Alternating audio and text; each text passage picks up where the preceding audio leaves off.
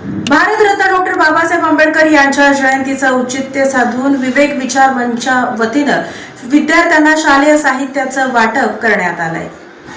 सोलापूरच्या सम्राट चौक येथील कर्मवीर भाऊराव पाटील रयत शिक्षण अंतर्गत रावजी सखाराम हायस्कूलमध्ये विवेक विचार मंचतर्फे आयोजित शालेय शिक्षण साहित्य वाटप नगरसेवक बिज्जू प्रधाने यांच्या हस्ते करण्यात आले।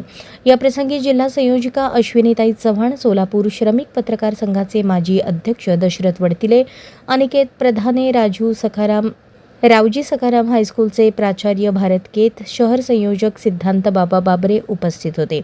प्रथम कर्मवीर भाऊराव पाटील आणि भारतरत्न डॉक्टर बाबासाहेब आंबेडकर यांच्या प्रतिमेचे पूजन करण्यात आले।